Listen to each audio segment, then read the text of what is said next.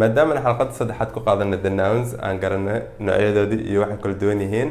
casharka afraadna aan ka hadalnay the articles aan garanay saddexda article maxay kala duwan yihiin iyo mid kasta goorta la isticmaalo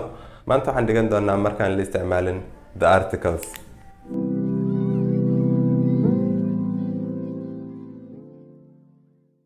kusoo dhawaada xalqadan ee English tutorial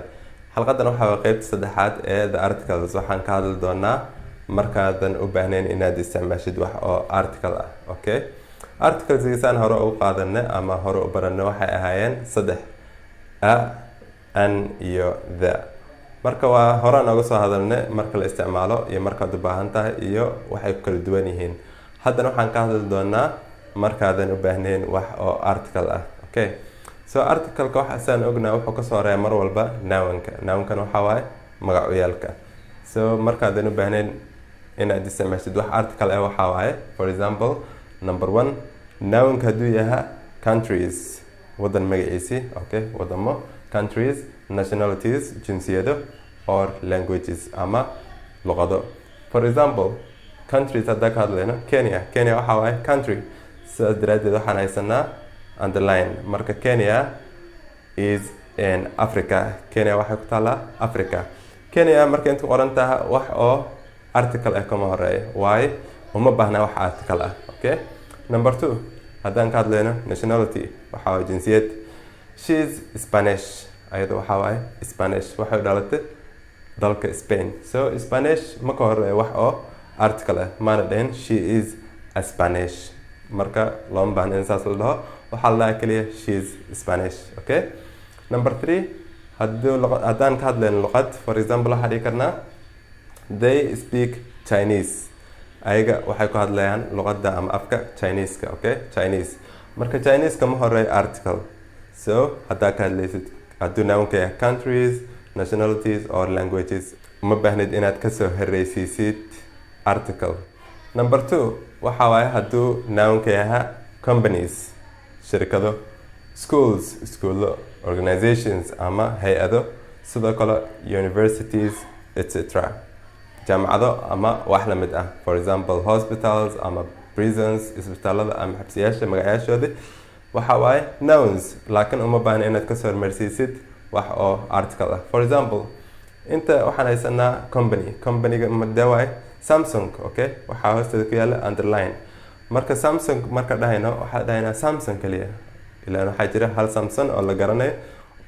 uma baahna in laga soo horeysiiyo article so waxa dhahaynaa Samsung is popular Samsung waxa waaye caan okay wax oo article uu baahan yahay ma jiro number 2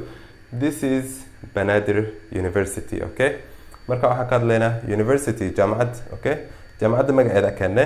this is Banaadir University Banaadir magaceeda keene university marka Banaadir University ma dhahayno ama the Banaadir University ma dhahayno waxa dhahaynaa kaliya this is Banaadir University okay inta hal waxa aan ka ilaawan in ku soo celinayaa waxa waaye marka qaarkood waxaa jira nationality-ga iyo language-ka waxa waaye isku magac for example okay waxaa dhihi karnaa French waxa waaye dadka Faransiiska okay luqadda Faransiiska waxa la French sidoo kale French waxa dhahaynaa French speak French okay French speak French markaan waxa la soo horeysiyaa article waxa waaye the French waxa noqonayaan dadka Faransiiska ah speak French waxa ku hadlaan luqadda Faransiiska laakiin haddaad ka hadlaysid for example Americans waxa dhahaysaa Americans speak English sidoo kale waxa dhihi kartaa Somalis speak Somali sidoo kale number 3 noun-ka hadduu ka soo horeeyo modifier okay modifier for example my your his her ama demonstrative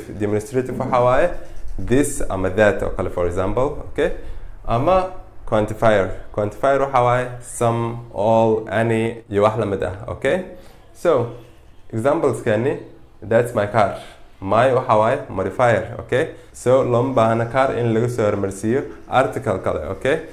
my waxaan tusaysaa inaan ka hadlayno wax oo ah specific marka lama baahna inaan soo gelino article okay that's the car ma dhihi karno okay already waxaan haysanaa my okay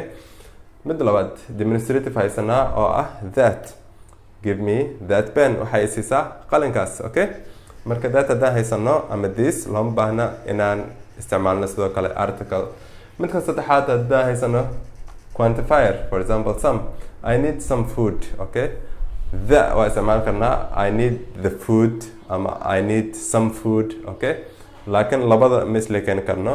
marka some aan ku daynayna okay number 4 haddaan haysano abstract noun hadduu yahay abstract maxaa waaye abstract waxaa waaye noun oo ah wax oo aan la taaban karin oo la arki karin for example haddaan dhahno wisdom okay wisdom waxaa laga wadaa xikmadda waa wax oo la garanayo laakiin wax la arki karo ama wax oo la taaban karo ma aha marka waxaa waaye abstract noun waaye oo ah general okay wax oo la arki karin laakiin oo la garanayo okay lama arki karo lama taaban karo waa wax oo xisi ah okay so abstract noun oo general ah for example love is beautiful inta abstract noun ka waxa waaye love waa wax oo la garanayo laakiin wax la arki karo ma okay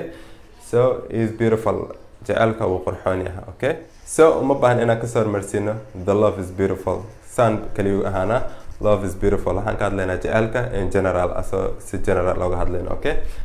number 2 wisdom is a bliss wisdom waxaa laga wadaa xikmadda okay xikmadda waxaa waaye abstract noun waaye ma la arki karo mana la taaban karo laakiin waa wax aan maskaxda ka garanayno okay so wisdom is a bliss wisdomka waxaa waaye ama xikmadda waxaa waaye a bliss waa nimco okay so uma baahna in laga soo hormarsiiyo article oo la dhaho the wisdom is a bliss uma baahna waxaa waaye keliya in saas lagu daayo wisdom is a bliss number 5 oo dambe waxaa waaye meals okay cuntooyinka okay sida breakfast ama dinner quraacdii ama cashadii ama qadadii okay sports waxaa waaye sportska iyo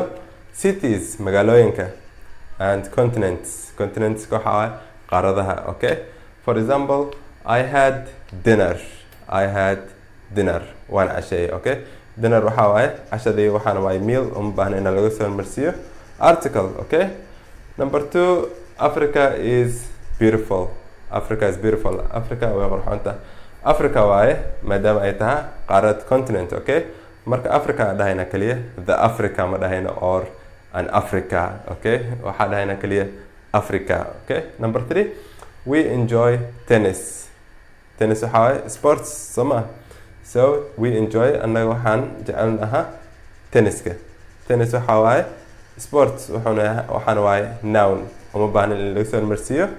article okay halkaas ku egta xalqadan waxaan rajeynayaa in casharka fahamteen